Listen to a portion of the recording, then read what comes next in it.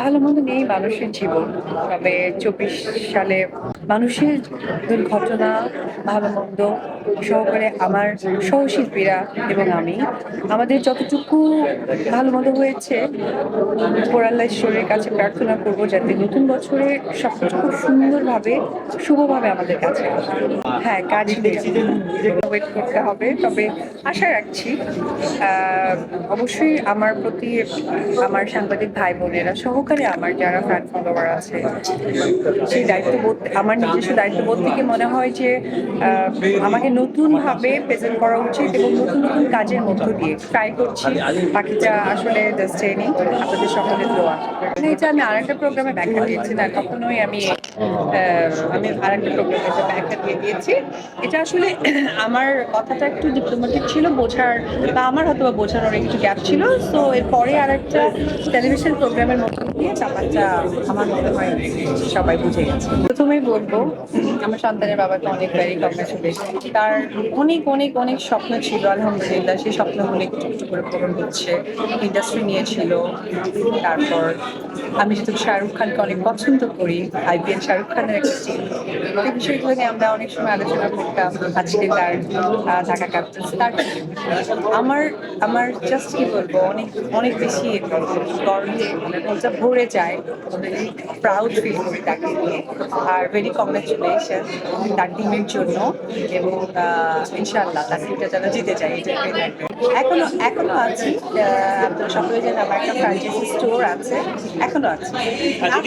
মানে আসলে শুধু বরবাদ আমি বলবো না, আমি বলবো যে তার প্রিয়তম পর থেকে যে কয়েকটা সিনেমা উনি রিলিজ করেছেন সেগুলো দেখলেই বুঝতে পারবেন।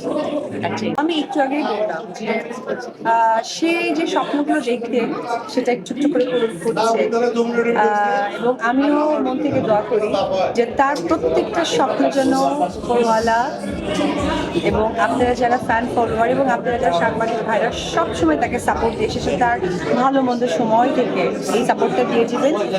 উনি স্বপ্ন দেখান এবং স্বপ্ন বাস্তবায়ন করেন। সাকিব খান না শাকিব খান, এটা হচ্ছে আপনি একটু ক্লিয়ার করেন। মনে হয় শাকিব খান রানা। আমার মনে হয় যে এই প্রশ্নটা বাবা ভালো বলতে পারবে। আমাদের মাতৃভাষা বাংলা, তো আমি এটা আমাদের আসলে পরিপূর্ণ আমরা কেউই বলতে পারি না। এটার কিছুটা আমার মনে হয় যে আমাদের ব্যর্থতা, আর পাশাপাশি যখন কারো সন্তান ইংলিশ মিডিয়াম স্কুলে যায় তখন আসলে এটা প্র্যাকটিসে পরিণত হয়ে যায় অবশ্যই। বাট খুব ট্রাই করি যে মানে এই যে আবার ট্রাই বলে ফেললাম, মানে আমি চেষ্টা করি আমার বাচ্চাকে বাংলাটা ঠিকঠাক করতে। সে তো এখন বেশ দুটো ভাষার প্রতি অনেক বেশি সে সামথিং ফর শিওর। বাবা তুমি আমার সন্তান, তোমার বাবার সন্তান, তোমার বাবা বাংলাদেশের অনেক বড় একটা উজ্জ্বল নক্ষত্র। আমি চাইবো তোমার বাবার মুখ উজ্জ্বল করো, পাশাপাশি আমাদের বাংলা ভাষার যে কত একটা স্নেহ মাতৃত্ব একটা ফিল, মাটির গন্ধ পাওয়া যায় ভাষার মধ্য দিয়ে, এটা তুমি চেষ্টা করবে। এটা সকলের ভালোবাসা, আর কিচ্ছু না। এটা সকলে আমাকে এত, এবং আমি আসার সাথে এখানে সবাই আমার ভাইরা বলছিল দিদির জন্য অনেক ওয়েট করছি। এটা শুনতেও ভালো লাগে। অনেক সময় দেখা যায় না যে অনেক সাংবাদিকরা এক জায়গায় হয়ে গেছে, ওয়েট করছে, তাদের মধ্যে একটা মনোমালিন্য সৃষ্টি হয়ে গেছে। বাট আমি আজকে অনেক ফেস করেছি, তাদেরকে আমি কখনোই দেখিনি। মানে দিদি এসেছে, মানে আমি মনে করি যে আমি তাদের বড় বোন, আসলে আপন বড় বোন।